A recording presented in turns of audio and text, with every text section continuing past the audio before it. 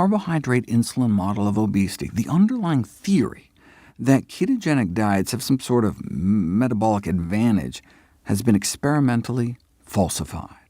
The keto diet's proponents' own studies showed the exact opposite.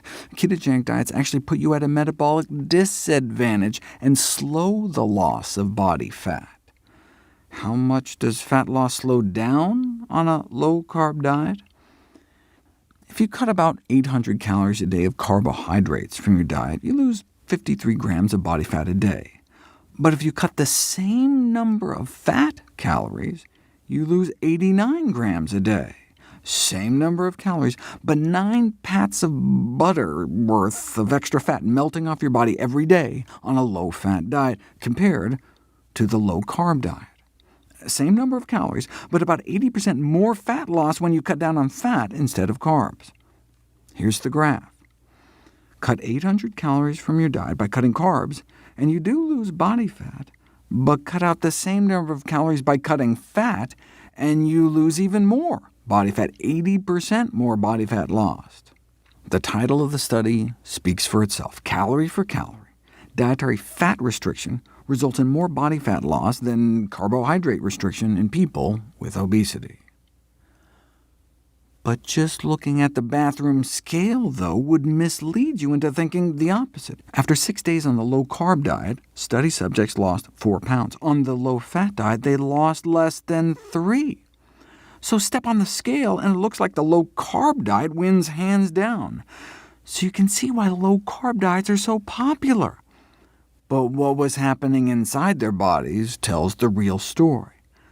The low-carb group was losing mostly lean mass, water and protein.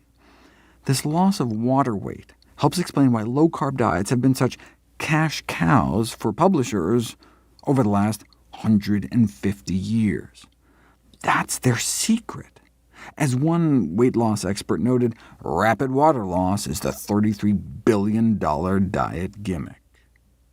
When you eat carbohydrates, your body bulks your muscles up with glycogen for quick energy. Eat a high-carbohydrate diet for 3 days, and you may add about 3 pounds of muscle mass onto your arms and legs.